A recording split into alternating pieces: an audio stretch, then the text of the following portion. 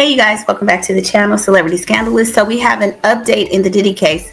Yes, there's still stuff going on. So yesterday we talked about the fact that Diddy is set to be sentenced on October 3rd. But before that happens, there's a lot of things that have to happen. And he has to get what is called a pre-sentencing report, which is done by the probation department. So we'll get into a little bit of that. And that was also referenced in the agreement that was set forth yesterday, where they talked about the schedule and the different things that have to happen prior to that. So Inner City Press has released a document, or is referencing a document that has been filed, an order that was filed by the Judge Subramanian. So a lot of people have been debating whether or not the judge is fair, not fair. So listen to this. So a lot of people have been debating, each person, it doesn't matter. So each side to this case, people that are for Diddy, people that are against Diddy, have weighed in on whether or not they think the judge is fair. Judge Subramanian has requested both parties to provide a list of comparable cases by September 1st. So basically, essentially, he's not just relying on his own knowledge, or he's just going to give a sentence based on what he thinks. He's actually going to have it be rooted in law. So he's asking both sides to give precedences so that he can, make a fair ruling, and also based on the guidelines. So this is what the judge has filed, the order that was filed. It says, Arun Subramanian, United States District Judge, in connection with the sentencing proceeding in this case, the court would find it helpful to have available data on sentences imposed where one, the primary or sole conviction was a violation of that civil code. There, I ain't gonna repeat the whole thing. The base offense level under the sentencing guidelines was calculated under civil code section blah blah blah, and a criminal history category of 1. The parties should locate cases that they believe match the criteria and file a letter, hopefully a joint letter, identifying those cases by docket number and jurisdiction on or before September 1st, 2025. No argument be included. So he's just saying, give me the cases. The goal is for the parties' subsequent sentencing submissions to address the cases identified in the September 1st filing, focusing on those that each side believes reflect sentences imposed for similarly situated defendants, if any. The court appreciates the parties' assistance in identifying the cases, as the information is not presently available from the Sentencing Commission. So I think he's being fair in asking both sides, like, present your information, present prior cases, so I can, have like something to compare to, right?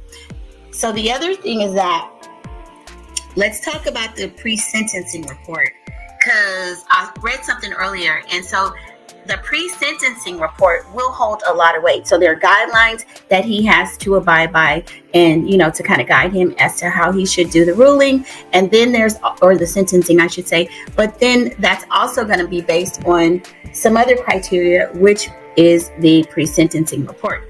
So I'm going to read that because I'm not familiar with that, with a pre-sentencing report. This is an area of law that I'm not familiar with. So what do? We go get some information.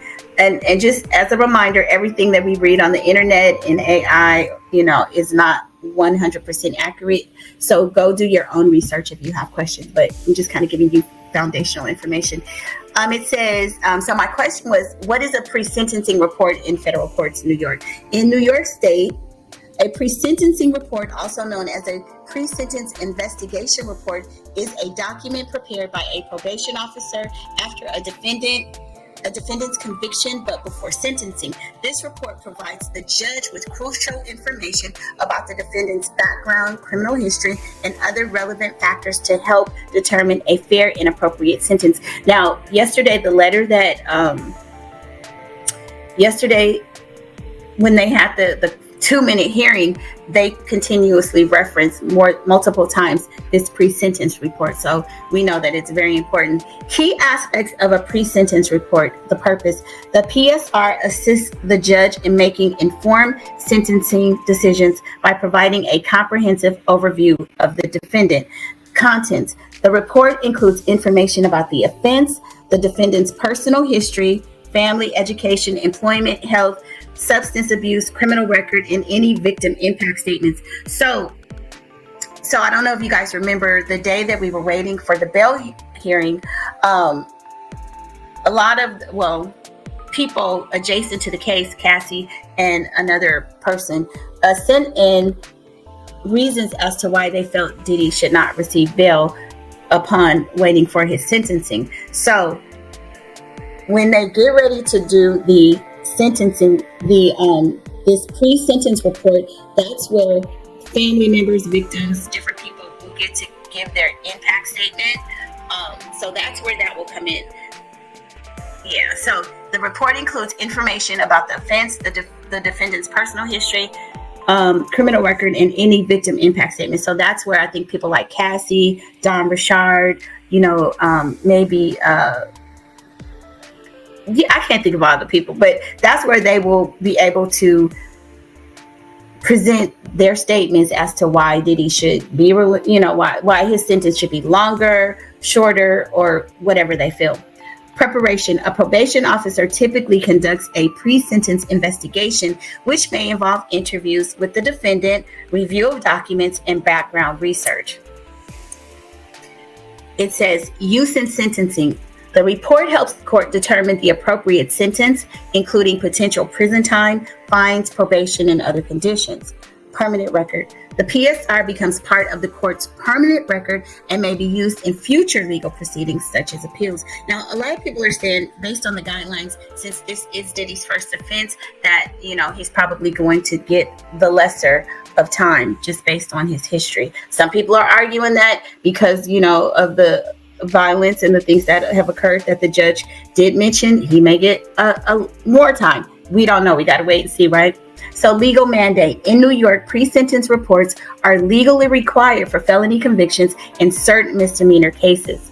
In the context of federal courts in New York, the process and content of the PSR are generally similar to state courts, but it may also consider federal sentencing guidelines and relevant federal laws. The PSR is a confidential document that the court uses to determine a fair sentence for the defendant. It is not accessible through the Freedom of Information Act. So my understanding, just reading various things, the judge will not necessarily go into detail about what's in the PSR when he does his sentencing, but it will be a document that is used to support, whatever sentence he gives. The significance of the PSR. The PSR is a critical document that can significantly impact the defendant's sentence. So you guys keep that in mind. Not only will we have the judge making the determination, but it will be heavily based on this PSR. Experienced criminal defense attorneys can review the PSR and potentially argue for a lower sentence than what is initially recommended. So I'm sure whatever this PSR is, if it's not to Diddy's attorney's liking, they're going to argue the hell out of it. They're going to try to argue it down to Diddy getting just one day in prison and then let out the next day. But anyway, I hope this was helpful. I hope this explained kind of what's going on. So we're still waiting. I will keep you posted if there are any new updates. But y'all jump in the comments and let me know your thoughts. And do your girl a solid and give me a like. Thank you. I'll see you on the next video. Bye.